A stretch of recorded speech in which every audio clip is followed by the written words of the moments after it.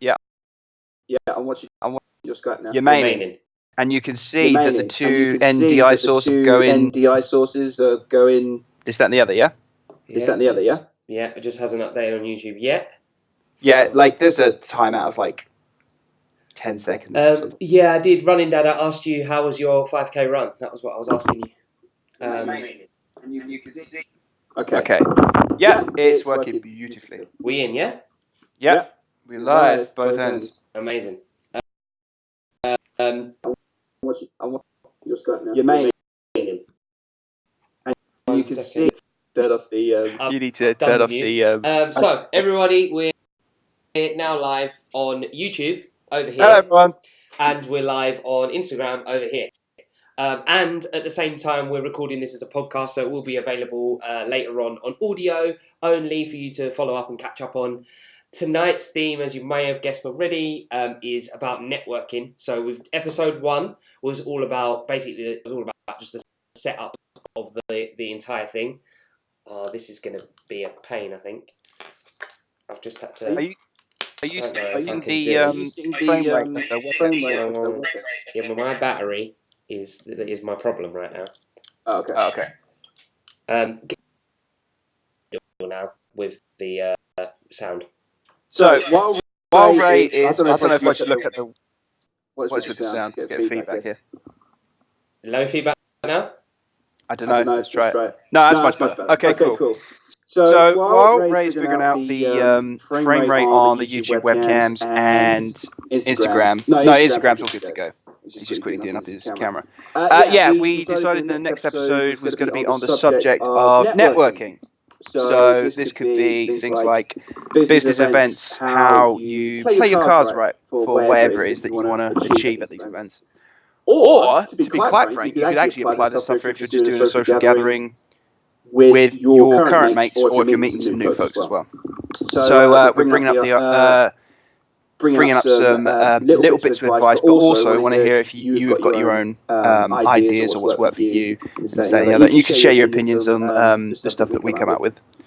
I'd say that's today's objective. And again, we're going to sort of approach it with inspiration, creation, and innovation. So, I don't know, what question would be who insta? Like, is there someone in your current friendship groups or network circles who are just like how do they do that? Like, how can I be like that? And then create. That's networks. That's okay. Wordplay there. Nice. Build on that. Innovation. How do you build your network? Circles be larger. Etc. So I think that we're all up and running now, by the way. So if you can hear us and everything sound-wise is all right, if anybody is there and could let us know that because it seems like the audio is all good for us, but the main thing is the audio is good for you guys and girls that are listening. So if you could leave us some feedback on either YouTube if you're watching or on Instagram, that would be great. Otherwise, we'll move on, like Sam said, to the core theme. So we're going to start with Inspire. And I think with Inspire, the main thing for us to really talk about is, I think, the struggle of networking. Everybody, I think, has put networking into a bit of a bucket, a bit of a what's the word? A stereotype that it's loads of guys in suits that are just giving out business cards. And I think it's evolved a lot more since. Oh yeah, there's beer involved now. And I also think that there's so many more creative ways to do it. So a couple of things are, what do you think, Sam, personally for you, are the things that you struggle with when being offered a networking event to attend? Me personally, I think I'd say two things. One is how do I put this? I think one is the mindset on approaching someone just for opening up conversation. Now, here's the strange thing, right? In general conversation, I am more than happy to say hi, more than happy to sort of take the lead, or actually, I'm more than happy to just stand there and just be just silent and just, even if the other person doesn't say anything, I just happily stand there and awkwardly smile. Not awkwardly smile, just stand there awkwardly and just smile. I'm fine with that. But in a networking environment, I feel like I've got to have a certain mindset, or I've got to have a certain professional vibe going on. Because again, as you said, like whenever you think of these network events, you think perhaps guys with suits, they've all got a beer and they're talking about, I don't know, what the big scoop is in the industry, or did you hear about this and that, the other? Economics. They're talking about Economics, politics. Again, like I feel like I've got a creative manner, but I don't feel like I've got the sort of the professional manner. However, like in most social situations where you've got that kind of like you're scared to sort of take a step, that first step into the conversation. Once you've done it once, it's so much easier to do it for the rest of the event. So that very first, the moment you walk into the room, and let's say you scan the area where the people are, where the bar is, and that first moment when you want to go up and talk to someone completely random, or maybe you've had an introduction. And I think the second one is deciding exactly what you want out of these conversations. So one is the very first approach at a networking event, and the second one is exactly what do I want out of this conversation, or what do I want to get across before I or the other person sort of walk away from the conversation, or not walk away as in I'm out, like leave, like genuinely, like just moving on to the next person. You know what I mean? Yeah. I think a couple of things spring to mind. One is I read this book called Jelly. Okay. And it's by Andy Bounds, and it's all about basically like communicating, but he talks about networking in that, and he talks about how you basically approach people in a general conversation. And I think just the word almost networking sets it up, like we said before, to be a particular atmosphere or environment, and it doesn't have to be like that. I know I've attended networking events, some that I've loved and some that I really haven't, and not normally personally the ones that I've loved have been a lot more relaxed and a little bit more just like chat to whoever you want, whenever you want, however it works. And the ones that I haven't really liked so much have had a really rigid structure. And this isn't to necessarily mouth it, because again, it's a lots of people's acquired taste. But I'm not a big fan of BNI networking. For me personally, it's just too structured and quite selly.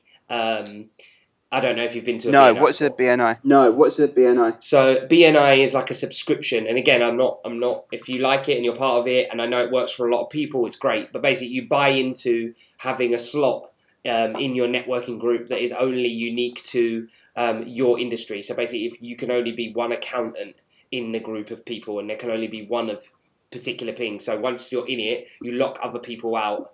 But there's a very rigid structure in terms of you give like your pitch to everyone. You go through how many sales you've had and referrals you've had, and it's just very business structured, which for me personally is not my style of networking. That almost sounds to me like it's taking the networking out of networking. Maybe. Again, I'm going to try and sit on the fence a little bit here, because I know it's very split. There's lots of people that are in my boat that don't really like it, and there's lots of people that love it and swear by it as a business kind of tool. At the same time, when you say that, it implies structure, so you could probably be a lot more efficient at networking than if you just had an open bar and people would just sort of shuffle around and say hi and bumble around and all the rest of it. But at let's say just a normal networking event, you could relax into it, but you might not get as much done. So I think I could see the benefit to both styles. If anybody has been to a BNI, let me know and let us know what you thought of that, or let us know what kind of networking events have you've enjoyed in the past. Get your comments coming in, so we can feed you into the conversation that's going on about you networking, your struggles what you struggle with when someone mentions the word networking, what you enjoy. I think one of the struggles is obviously confidence. People are not confident as they seem to go and approach someone brand new. It's kind of almost the whole, are you brave enough to go and speak to that girl or guy at the bar and ask them for their number or start chatting to them? It's a very similar sometimes scenario in terms of approaching someone in the but I think and even that scenario, one of the issues with it is that, and why I find some networks so forced is because I don't think it should be about sales. I don't think you should go there to sell. I genuinely think you should go there to see if you can help people, work with people, what connections you might have. You should be playing a very very long-term relationship building exercise of, can we help each other? Can we do? And if it turns into business for one or the other, great. But I think a lot of people go there and want to sell with a business card. Almost. See, that strikes me as the first thing I brought up. So the question of mindset. What's my general mindset when I walk into the building? You know what I mean? So as you're saying, like, long term, go there to be helpful as opposed to go there to take as much as you can. It's like collective business. It's like Pokemon Go with business cards. Pokemon Go with business cards. Pokemon Go with the business card. Top Drops. The networking event. Can we take a quick step? Let's call it a step back. How do we? Should we switch to the inspiration topic of this episode? Yeah, let's go to. Because I think we've done a second on definitions and this, that, and the other. Yeah, so what about, in the inspire category, I'm assuming, again, you add in what you think. We're going to talk about people that network well or appear to network really well, that inspire you to be like, I want to get involved in that. The types of networking that inspire you to want to go along, and and what else? What's the other, the inspiration? Oh, there was something else you mentioned right at the beginning that I thought was really good. Can't remember right off the top of my head. Maybe it'll come. But have you got a friend or known someone or whatever that you think has been almost a natural networker, and what was their skill? What was it about it that inspired you? Do you know what? Before the episode, I was trying to think, who do I know who's a really good networker? So let's say I can think of two or three. And the first one that came to my mind was, when I was at Hertfordshire doing my degree, one of the lecturers was the head of the visual effects faculty. And this guy was, not only was he running his own VFX company, at the time, as well as being a lecturer. He ran his own VFX production company while also being a lecturer. So when he took us to some of these big film festivals, we used to go to FMX in Stuttgart. So much fun. This guy practically knew the big big directors, producers, and art directors for guys like Sony, NPC, Blue Zoo. Should I give his name? It's Solomon. Yeah, we'll call him Solomon. Yeah, we'll call him Solomon. He was a lecturer. Was a lecturer at Hertfordshire. He was shit hot. He was shit hot on it. It was incredible seeing how. He just had this sort of. But this also plays into his general. It was almost like his general. How do I say it? His personality just screamed, I do network. Network is my life. He was almost like a Jedi master of networking. Like his entire. He gave off. He was this cool, calm, competent, and well-connected dude. Lecturer. Visual effects practitioner.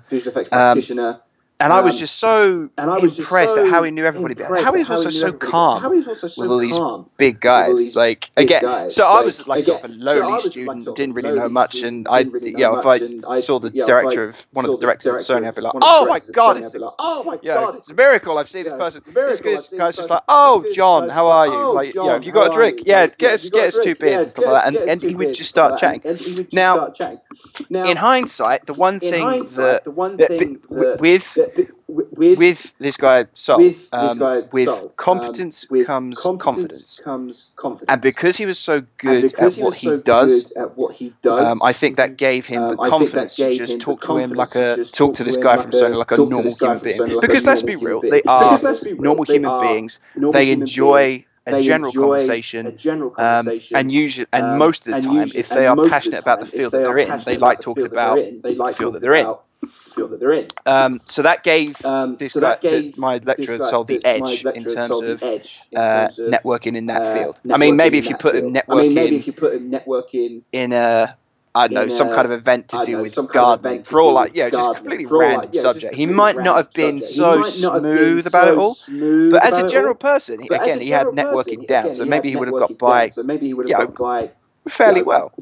But when he's in his element, an element he knows that he's competent and confident in, that guy ruled. Like that guy owned the floor. I was so impressed with him. I think when what would you say are the key what do you say the key traits that he had that would inspire you to take on some of those to go and give networking a try? Competence and confidence. Outright. So knowing about your thing. And that transpires automatically. Not automatically into 50% of the confidence. The other, I think, is also a personality. Yeah, exactly. So being good at what you're doing, and also being a good human, I think comes into it. I agree. Like what about? Okay, so this is I don't know what the outcome of this is. I don't even know what my view on it, but it was something I was thinking of. If you have been historically good at networking face to face, peer to peer, person to person, would that transpire into you being a good influencer on social media? Are the two one connected? And if you're good at one, are you automatically good at the other, and vice versa? Well, it makes me. Honestly, I've got no idea. But I do think. I think they're two. Depending on your, let's call them level of mastery, I think at some point they will branch off into two different areas, because I think your objective as being an influencer is slightly different from being a master networker. Once you get to certain things, I think I see where you're going. I think there's a lot of cross betweens into these two areas. So there are going to be a lot of skills that you can take from one and apply to the other. But if you're going to be a master influencer and a master networker, there's going to be two separate branches, two specialisms, two areas of skills that you've got to develop separate. Yeah, and I think they are fundamentally different because up to a certain, again, similarities to a certain point, but where you were saying they branch off, one of the reasons I also think is that with an influencer, they pick what parts of them they show. Yes. Because it's through social media, whereas a networker, although you're kind of picking in the moment, that's a harder facade to keep up if you're going to regular networking events. And also, we've all heard the story about the person who seemed like they were really nice online or on video, and then you get them behind the scenes, they're an actual douchebag. Have you met someone who you've met in real life at a networking event, and then you've seen their presence online, and you thought, you know what, like he's pretty much the same online as when you meet him, and he's a nice guy, or he might be the complete opposite. He might be a total douchebag networking, but he's also a total douchebag influencer. I don't know. No, I don't know if he's here, but I've actually met David, the videographer. He's there. He's put a comment in as well, so that's good. So David very much is a blogger. He puts himself out online. I would say he's a micro influencer. He probably wouldn't necessarily. I like what David said in the comment. I agree. And but I also met him, and top guy. So I think it can transpire. And again, it does go both ways. I want to read his comment now. I don't think so. I think you need to be a better listener online because you can't read facial expressions and situations the same way. Mm-hmm. Yeah, that's true. Mm-hmm. That's true. And again, I think that's a bit twofold. So if you're in the room with a person and networking, you can bounce off the other person's body language, whereas you can't do that on video. But then when you're online, you can pick and choose how you want to represent yourself. That means you cut out the bits of the body language that aren't very good, or the words you say that you shouldn't have. Like, obviously, I just used the word douchebag about 5 minutes ago. People could say I shouldn't have, depending on my brand and my influence. Especially if I was trying to be a child influencer, I shouldn't have used that language or whatever. So, I think it kind of pros and cons. But I don't think they're necessarily 100%. Now I've said it, go into one. So I think that's an inspire. And if you're in the comments, anybody, if you. Who's inspired you to go networking, or who do you think's done a really good job at networking, and what have you learned from them? I was about to say, who's yours, Ray? I was about to say, we didn't who's get to yours, you. Ray? We I didn't get to you. don't have a particular person necessarily in mind, but there's people I've met that are definitely naturally gifted in communicating and rapport building quickly, but they don't really often recognise it. There's a couple of people I've been out with on nights out or been out to events, and they just, like you said, they just kind of know everyone. They bump into people all the time, like just walking around, and they know someone, and they're having a chat. And yeah, often it's only small talk, and I get that they don't know them on various levels. But the ability to strike out that conversation, hold that conversation, and continue that conversation to next time they see you want to say hello again, I think is still a good skill. Yeah, totally. Yeah, totally. Would that be one of your would that be one of your tips then for when it comes to networking? When it comes to networking. I think, okay, so when it comes to networking and tips, try and inspire people. I know I've just asked the question, but I think at this point we should probably move on into the creation phase of the episode.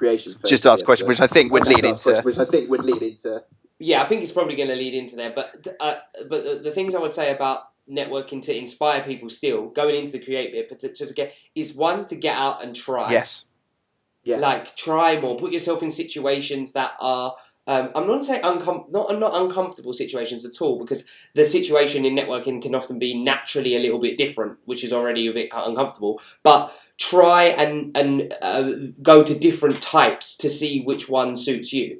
And then again, going into the create section of how do we create an experience through networking that's a bit different or that it suits people. I think thinking about what you like about networking and trying to apply it to a way you feel comfortable. So something I've been looking at, and I've mentioned to you, definitely this to you, is how to make a very active, purpose-built online networking community that is built like a face-to-face network, but it has all the pros of online. The fact that, if I say everybody's invited to a networking event tomorrow, lots of people won't be able to come because of commitments. But if I say online there's a space to network as well as meeting face to face, then you get the benefits of both worlds. If you can't go, then you can follow up and listen to what other people were saying on LinkedIn anyway. Yeah, cool.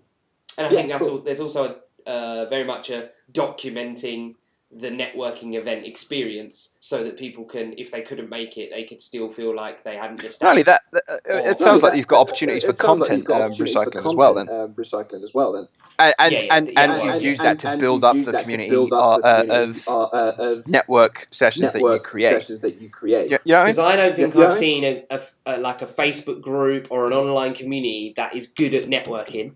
I think it's a very sales ads.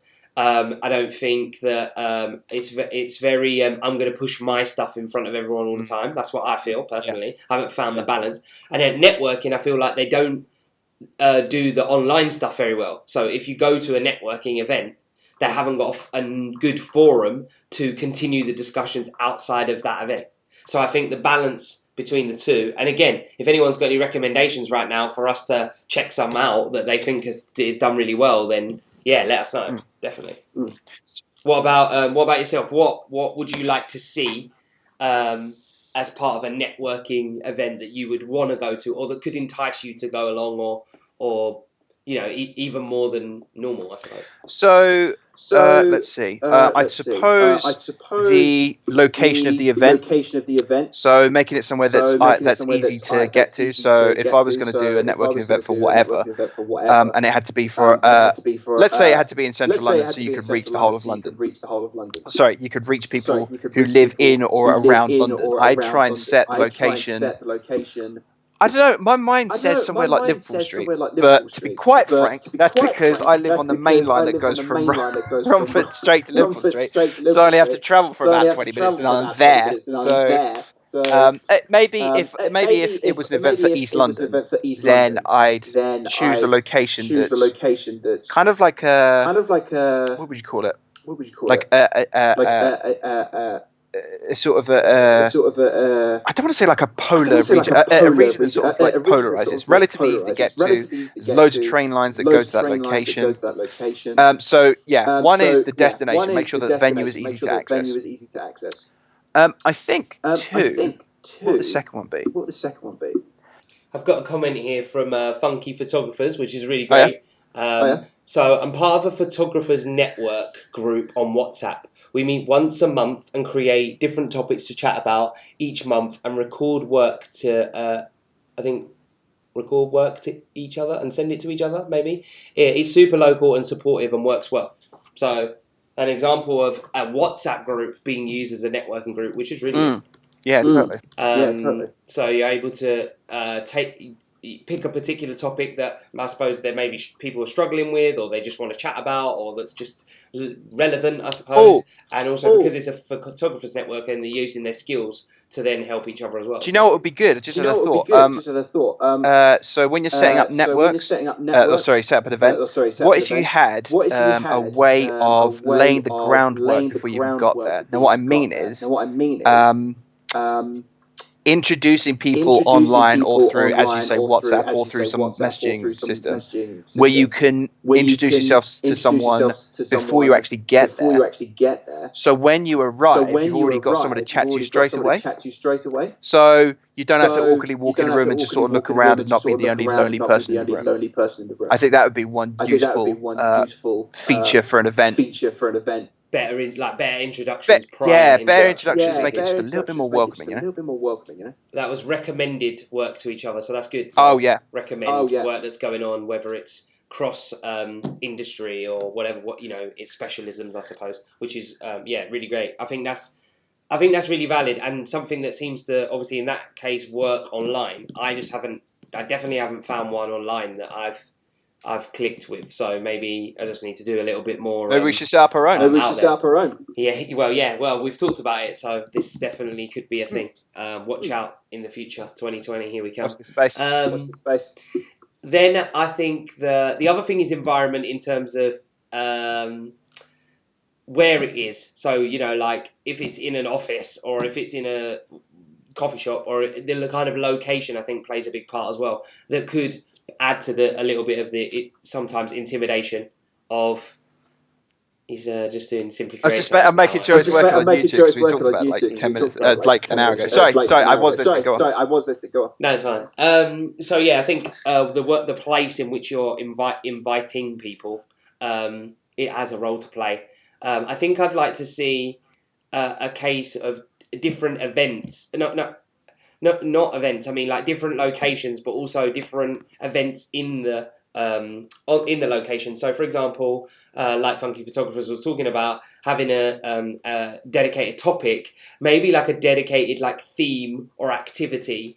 And I don't mean that in a cheesy way, like let's just always dress up or anything like that. I don't mean like that in costume. I mean like the theme of the entire event, like it being about finance. So the natural element of an accountant maybe comes out, or there's games you can play, like money games or activities you can do to explore the subject and make it a little bit more interesting. Because naturally, if you're playing a game or it's getting competitive, if you just stick 10 people around a Monopoly board and say play Monopoly, over time they're going to chat about other stuff. So I think you can make more relaxed environments. And the reason sometimes I don't think it is made like that is because people are trying to sell rather than actually just trying to meet and learn and grow and build relationships. So that comes back to I think making a welcoming environment. So essentially, they're icebreakers, activities for an event. Sorry, I'm just reading now more comments, which is great. Photographers Network event in London on Tuesday for Justice and Emergency Services. That's really niche. Oh, yeah. Well, it seems really niche. That's kind of cool. And interesting to people to watch at these kind of events. Some people naturally chat and work the room. Others really just stand and watch, which is definitely true. Nice. And I find sometimes the stand and watch, the stand and watchers is fine. But obviously, when you then want to try and broach the subject with them, sometimes that's a bit more difficult. But then everybody in the room can't be chatty, so you need a nice balance, I suppose. Mix of people that are gonna, create different atmospheres. If everybody was chatting, they'd all be trying to talk over each other, I suppose. But they had speakers from technology and chair of national police. Yeah, quality speakers. Yes. Which comes back to the what you would competence and confidence. If you've got quality speakers that are competent, I think they obviously can attract a certain crowd. But obviously, also hard to get and sometimes hard to find on the day that you want. Which is it's definitely something which, again, we talked about for this online community, is that having a speaker do a live. So if you've got a Facebook group, just going live, one as the host, and then having the speaker, they do a 10-minute speak and then Q&A from anybody watching. I think that can really work because it's like an online conference event, a little bit a mini one, albeit, and quite niche potentially, depending on what the networking is about. Which I think that's a good question. Does it help to be a really niche networking event or an open one? So, for example, for just businesses, or like Funky Photographers, as I said here, is like photographers ones. Which one works better? And that's such a tricky one because overall it depends entirely on what the objective of the network events are. You could open up an event which is rather generalized in terms of being an event for content creators. How do you wave on Instagram Live? I wait. You can only wave when they join. Damn it! I must have missed Anyway, so I'd say I think the answer to that is it's a question of balance depending on what you want to achieve at these events, who it's for, and what you want to share. So if you make it generalized for Jesus, I don't know. Again, like I said, if the topic was content creators, then you can invite a number of people. I was actually listening to He Shoots, He Draws podcast, and one of the hosts was talking about how he's a photographer, and he's basically best friended a designer because a photographer almost always needs a designer to do stuff with their work, not just post effects, but maybe some other things. So get back to the point. It depends what you're trying to achieve at these events and for whom. A question for anyone watching, just to also jump in, is if you've got if you go to events or you've been to these kind of events, what is lacking? I think that's good. What is lacking? What would you want to see more of? Who do you want to see more of? What kinds of things could people do? Let us know, because one, we have been talking about setting up a networking event anyway, but also just for ideas, this is the create section. We're just about to move on to the inspire section, the innovate section, which is very closely linked to how do we make networking better, how do we innovate the way networking has traditionally been done, and going into the future of how it should be done in the future. So I've seen that comment. We've got a little bit of echo. Depends if I can pass each other work and you want to get out of it for sure. That's what you want to get out of it for sure. That's good. The photographer chatted to, so Funky Photographer went to this event, this networking event. Thanks for all your input, by the way. Totally. Hannah, totally. I believe that's you. Hi, Hannah. And she said that she spoke to more people than some of the people networking, which is genius, right? And I think that's to do with having an activity. You obviously, in the photographer, natural mingling, but you were doing something that you enabled you to talk about what you were doing. So you didn't have to start with, hi, I'm so-and-so. You could just, they might make a comment to you that's in line with what's happening. And so it just starts the conversation, whereas you're not actually breaking down the first, I have to introduce myself. You're just saying like, can you stand there? Can you move? So again, I think there's an event and an activity that might help. Yeah, that's right. I knew it was Hannah. And it's great that you've joined. And so on theme as well with photography, and obviously we talk about almost creative networking rather than the business form, but obviously trying to borrow from all sorts. So the future, okay, this is interesting for innovation section, the last bit before we kind of wrap it up. What does the future of networking hold, do you think? How can we make it better? How can we merge different forms of networking and technology and to reach more people? Because obviously the other thing is there's people at home that probably want to go and network but are introvert, like you said, haven't got the confidence and don't know where to rate their competence. This is another thing I'm becoming more and more aware of, is that actually people have a lot more skill than they think they do, but you don't know what you don't know, the classic saying. Ooh, that's a tricky one. So yeah, over to you. What do you think? Where do you... What should we do? What's in the future? What's in the future of networking? Jesus Christ, I don't know. I can only say what I'd like. I can give ideas or possibly what I'd like to see. And I think it's a question of more accessibility before, during, and after the events. So one example would be making it coming up with a really, really easy way to follow up after you've met someone. Let's say if you, I don't know, maybe if you've got business cards off a person, or you got someone's contact. So let me stop there 1 second, just because I'm chipping in. Business cards, dead or alive? Should be using them, shouldn't be? With technology kicking in, do we really need them? It's just I'm just throwing it out there. Just a question. I would say yes. Because it's like I've said in most, I think it's my classic line in every podcast episode. If it's handled properly, so it's an opportunity to hand if you're gonna have business cards, make sure they are quality business cards. Because this has got to be one of the. It's a product. It's got to be a way that someone remembers you. Okay, and there's got to be thought in the quality of the actual business card and the quality of what is on the business card. It's an and the thing with a business card these days, I think, is that. If you get the right business card, then it's gonna really be a massive benefit for you. Do you have business cards? I do, but they're a bit old. I need to get some update ones. But the thing is, if you have some relatively bad or just business cards, then I think that's to the point when it gets just a little bit detrimental to you. So Hannah said she always takes a picture of someone's business card. And passes it back. I don't know. I think I'm a bit of a.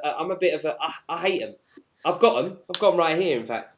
But I hate them. I don't think they're useful. I think for the most part, I don't think I've ever used anyone's business card, even when I've taken a picture, which I have done. But I eventually just delete it. And the only thing I think it comes in useful for is if you purposely need and are looking for someone or a particular thing. And even then, word of mouth recommendation still kicks in for other people. So let's just say I went to a networking event. I needed a decorator. There was a decorator there that gave me their card. I'm still probably likely to bin it and actually just ask people, do you know any good decorators? Actually, say Hannah's point. I think it's actually like a very good one because it's environmentally friendly. You know, like just have. But if you don't get them printed, but just print one. You don't have to print 500. Just print one. Or print a lanyard that is the new business card that you wear to every single networking event. Do you know what'd be cool? I just had an idea for networking. What if you could have a very special an app that's linked to your phone, right? And all you have to do is maybe if you just said, here's my card. You push a special app on your phone. Push a button on your app on your phone. You touch it relatively close to the other person's phone, which has got the same app. And instead of having to print business cards, you just touch one phone to another. You can still have a business card design on the front of your phone when you do it, and then the app will contain all these business cards that you can scroll through, and then you can put tags onto them, and then they can automatically be inputted into your contacts or your email. But I think you can do. You can have CSVs and stuff like that. Because you can do AirDrop. So you can just airdrop someone. Have you got airdrop? Yeah, as long as it's switched on. But that can get just a bit more awkward, I think. If you're both holding your phone and it doesn't work and you're trying to figure it out. Oh yeah, it has to be a robust app. And I haven't got connectivity and all that kind of stuff. So I think it can. It'd be a Bluetooth thing, you know. I've been to wedding people often ask for them. Yeah, I think wedding photography is an amazing opportunity anyway, because you're at a wedding. The likelihood is there's going to be other people there that are going to need. I almost find like wedding is a knock-on effect, and correct me if I'm wrong because I haven't done wedding photography, but you're in and doing a wedding that you're obviously there, people seeing you around taking pictures, afterwards they get to see your work anyway and would have met you before they even probably see your work, which means while they're there they might as well take a risk and say I'm probably going to get married at some point, or I'm planning on getting married in the future or whatever, which means it's an ideal opportunity to just pass your card, or the person who got married to recommend you to the next bridesmaid or groom or whatever. So I think that is a nice little. I think that brings up the quick point I'll make is that if you've got if you say to me when should you get business cards, I think you should get business cards when you've got something to sell. And what I mean by that is don't have really good business cards or don't really invest time and effort into real good business cards if you're before you've really worked on being a good networker or before you're really competent at being a photographer or a graphic designer or a salesman or an accountant or whatever. There's not much point making because it's almost fake it before you make it kind of thing. Basically, not make it, but maybe if you had a really nice one made, you can keep it for later when you're actually good at what you're doing and good at how you're speaking to other folks. There's a way of wording. Yeah, I don't know. There's a way of wording that. Like, I'm just not a fan of them. I just think I've just never ever been a fan. I just don't really 100%. And I think there's going to become less and less needed in the future. Like I said, when you're going to be able to ping someone it or whatever, however that goes. What about the future of a networking event? I know this is going a bit far-fetched, but obviously to wrap things up anyway, is that like, are we soon going to have like virtual reality networking We've already got live stream of networking events. I mean, massive gaming events like BlizzCon or LCS and big esports things. But do they use it for networking? Because if not, is that an innovation in itself? I'd say so. I mean, because you also at these big gaming exhibitions, not only the live stream, you also got loads of business people turning up just to shake hands with people. I think they have like some of these BNI things that you talk about. They have set time periods for Blizzard to go and meet someone from Activision, for example, for like 30 minutes and have a chat, and then also the same with journalists and things like that. So. And it's come back to the thing that we opened basically networking with, which is networking events I've been to have been a mix, which is true. And we said old school businessmen in grey suits and it's awkward and different industries and they all want to sell to each other. Yeah, I've been to a good few of them. Haven't found a good creative one yet. I'm thinking about this Twitch thing though that you've just mentioned. And I'm thinking, Zoom that we use... So anybody who doesn't know, just to give you a bit of background, Zoom is an app where you can have video calls. Great, we use it all the time. Literally every single meeting, near enough, is a Zoom call. But you can have multiple people on there, up to like I think it's like up to 100 or something. So does that mean you could literally have you could. It does mean this, but I don't know how people would feel about doing it if you got invited to an online networking event, where you could like mute everyone and everybody goes around and chats, has a minute each, or there's just a host with people watching, or would it quickly spiral out of control and be hard to manage? That depends entirely on how, as you say, how you manage the platform that you use to bring all these people together. You need to manage that very, very well, and I think you should actually turn it into an app. So the Slack thing that we've got. You're loving apps. Again, mate, absolutely future. Whatever job someone's doing, it will be an app on Thursday, guaranteed. So on Slack, you can have different rooms. You can have voice calls within certain rooms, right? What if you built an app which you invite loads and loads of people into a server, right? And then on the app, you can do three things. One is you can join like the speaker room, where you as the organizer will organize someone to be speaking on that channel for 30 minutes, and people can plug into that channel and listen, put questions into the text box. And then the second part is you can go on like sort of a chat roulette kind of thing. So you can just start meeting people, FaceTime. Hi, nice to meet you. What do you do? Oh, I do this, that, and the other. Cool. You've got like 5-10 minutes to introduce yourselves to each other and what it is you do and provide, and what you can provide for each other. So as a photographer, as a film director, as whatever you like. And then I don't know, maybe like the last one could be something like just freestyle. You just like sort of just slip into channels and just do whatever you like. You know what I mean? I feel like there's a lot more.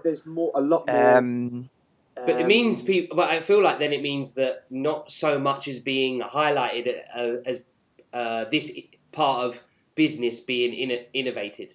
As in, everyone's kind of sticking to the traditional or trying to branch out a little bit. But actually, there's a lot more potential in innovation for networking if people want to if people want to go, and I think it does get quite a few like memberships and stuff. So I think there's an opportunity for someone if they're really passionate about it, and genuinely I love networking because I think it brings people together, and I've always trying to find the balance between the online community and the face-to-face. So stuff's happening online somewhere, and then you go to an event and meet those people that you've been chatting to online. That's what I think social media is about, full stop. But it's not used in that way enough. There's a vibe and excitement about it. There's a vibe and excitement about it. You know what I mean? Yeah, I don't find the connection is there between the real meetup and the online. So I think actually, to put it into keywords, I think the two things I'd say in terms of innovation for networking events. One is the preparation. So making sure that the invitations go out to the necessary people who would be passionate about it. So making sure that the topic of that networking event is on point for the people you're inviting. And then again, two is the accessibility. So like make it easy for people to turn up and making it easy for people to introduce themselves.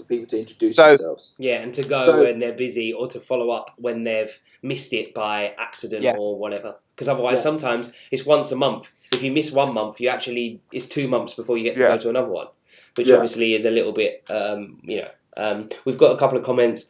Funky Photographers involved in a photography podcast last year that was cool. That was cool location, and then an event after, and that was great. Cool. We love podcasts anyway, so the event sounds great.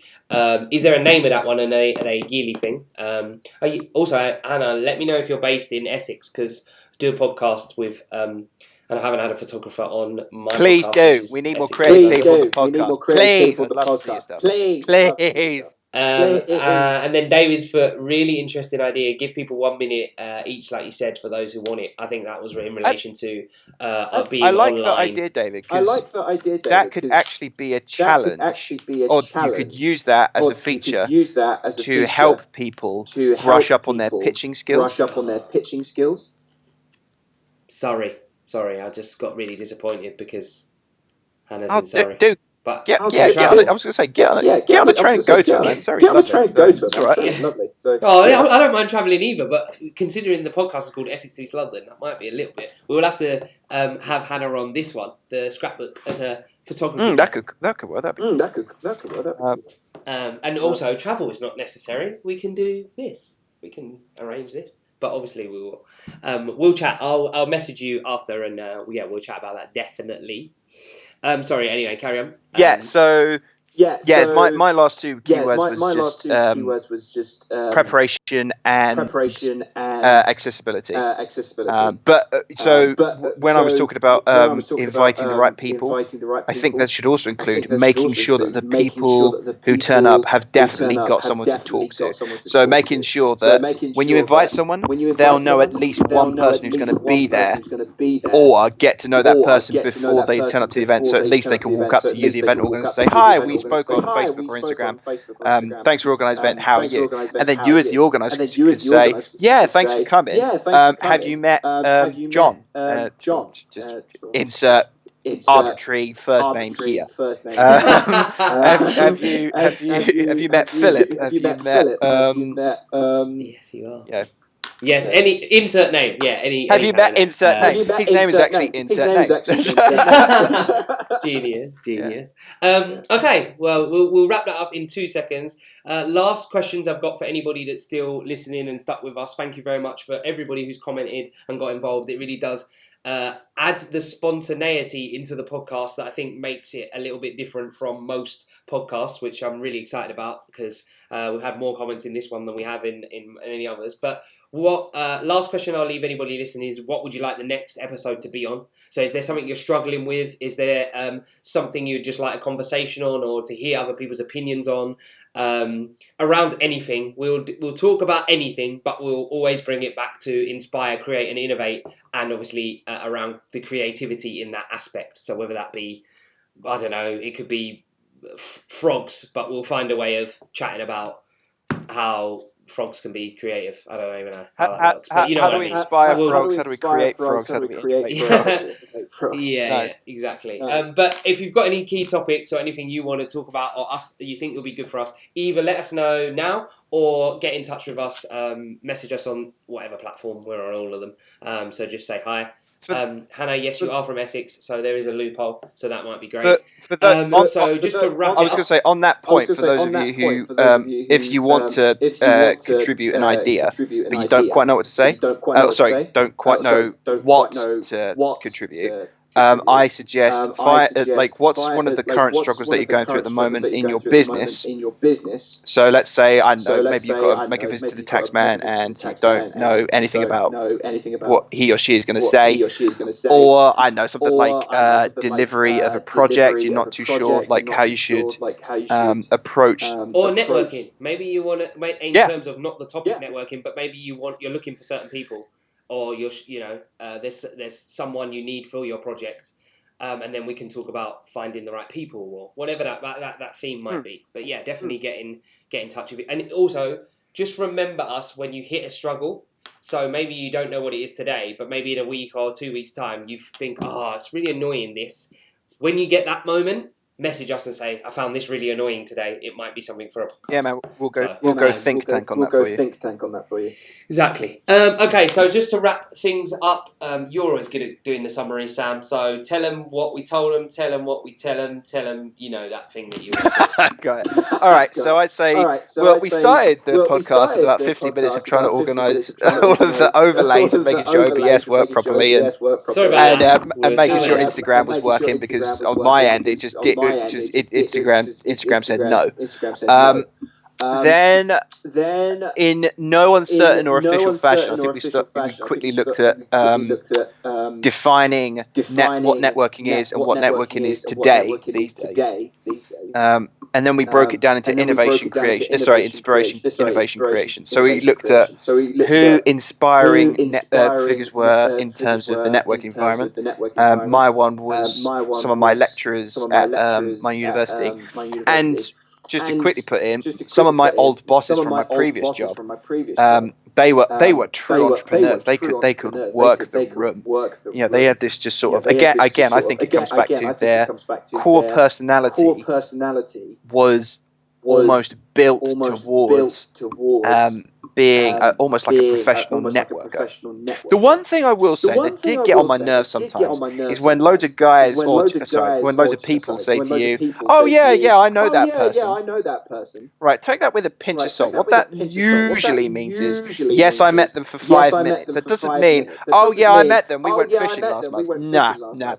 Don't expect that. Like that's one thing I should have mentioned at the beginning, but I just didn't.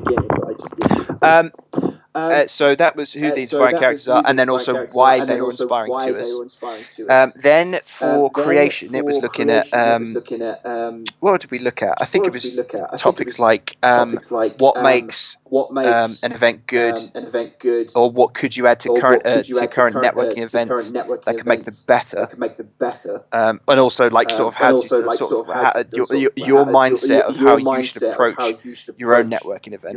Have you got anything to add to that, Ray? No, I think create was more about when you're at the event. Yeah. So then we got into more specifics of what experiences people have had when you're at an event, what it looked like, what it felt like, the environment, and the different ones we'd kind of been to. So we talked about like more creative ones and more professional and more traditional ones.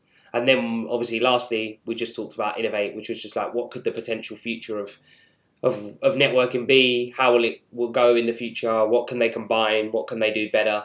And yeah, that kind of sums up our episode on networking. I tell you what. And some of these might come back round. Yeah. What I will say is, have you got 6 quick tips for next time someone wants to go to a networking event?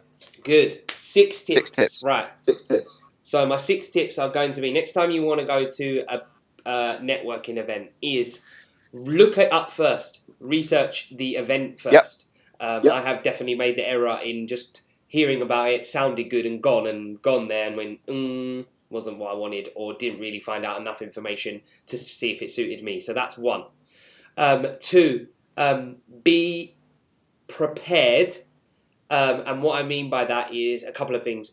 Business cards, if that's the kind of event you're going to, be prepared. If someone asks you for a business card, you kind of want to have them, even though, like I said, I'm not a fan of them, but be prepared. But also be prepared to talk and engage. Try not to go to a networking event and stand in the corner, because actually you sometimes make it harder for other people as well.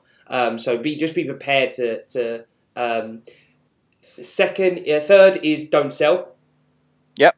Don't go to close the deal. No one goes there with a checkbook ready to buy whatever you're selling that day. They don't do it. It's all done outside of that environment. So don't go to sell. That's 3. 4, be you. Don't be fake. Just be you, and people will like you or not like you. And if they like you, they're more likely to do business with you. If they don't, not everyone's going to like you. It's fine. And you might not like them, and that's okay as well, because you don't want to do businesses with people that you're not 100% sure on, because you've got to build. What are you talking about? I thought everyone likes Ray. I thought everyone likes Ray. Everyone likes Ray. No, everyone loves Ray. There's a program, it's definitely. I'm definitely Marmite. That's for sure. So that's 4. 5, I would say follow up. Yes. So always, if you build a good connection or you really appreciate someone's help, and even if it's not follow up for an extended period of time, I would say thank you, say it was nice to meet them, follow some of their channels, maybe if they've got other channels, watch their work, give some of the feedback, whatever that is, but definitely follow up with the people that you believe you can have a further working relationship with. And the last one, try different events, networking events. Don't just try and put yourself in one bucket, and offer advice on how to make them different, I think. And if they get boring and stale, maybe it's your time to move on and find somewhere else. Cool. Yeah, I like those. Are they 6 tips that kind of work? Yeah, absolutely. Totally. I mean, not all of them we talked about in this episode. I've kind of plucked a couple, but they're definitely some that I believe in. So. When it comes to the first point was research, you could type in networking into YouTube and you'll get thousands of networking tutorials. I mean, I did just a tiny bit of research for this podcast, and I got this really cool one, which was 8 basic tips on networking without being fake. Not only was it a really good video, also in the description they had 8 quick tips. Ray listed about 4 or 5 of them. So absolutely bang on with what Ray said. I think. But you're not going to learn everything. Sorry, I just want to jump one thing in there. You're not going to learn everything about networking from a video. Hell yes. 100% you need to be in a scenario. It's got to be practiced. It's those kinds of things. If you can't spend 50 hours of doing tutorials and then 5 hours or 1 hour of actually doing it. You've got to. I mean, the more you've got to feel the pain. Yeah, the more research. You've got to have that awkward conversation. With the person you don't want to be. Yeah, the more research, the better. But you've got to apply it. Otherwise, it's a complete waste of time. And I think that's a great note to end on. Really. Yeah. The only other point I think my number one point would actually be listen more than you talk. It's great that you said that, being on a podcast, because the people that are listening to this after can only listen. Straight up. And we've done all the talking, so we didn't take much of our own advice there. But hopefully people have enjoyed it anyway. We'll be back next month with a new topic. We don't know what that is yet, but stay tuned. You can rewatch this and catch up on stuff on YouTube. It'll be there, and we'll be putting it out as an audio on all the platforms as normal. Thank you very much for everybody that came along. Thanks, Thank guys. you very much for listening. Don't forget to do all the usual stuff, and we only do this at the end, which is like, subscribe, review, rate, all that stuff, and more importantly, chat to us outside of the podcast and send us a message, because we really like the social element of chatting to people. So take it easy, everyone. Have a great weekend. Have a good rest of your evening. Thank you for joining us, and we'll see you soon. Serve the creators out, man. Yeah. Create. No, on your phone, you got to do it backwards. Oh wait, did I do it backwards? Then? There you go. I've got the S, right? Okay. How can it be so difficult trying to get it to work right on because if you got to do it backwards on Instagram and then do it backwards on. That's weird. No, look, I'm there. Look, S. That's right. Yeah, no, on YouTube it's fine. But, so you need to be the C now. oh, that's right. So I could do the C there. So hang on, S. See, look, SC. Boom. Get closer to that. Yeah, man. Yeah, look at that. S simply create. We're all about that. Anyway, we're going to end the live on YouTube now on that really clunky note. But yeah, thanks for watching and take it easy. And this is where I don't know what I'm doing, but I think I just pressed this.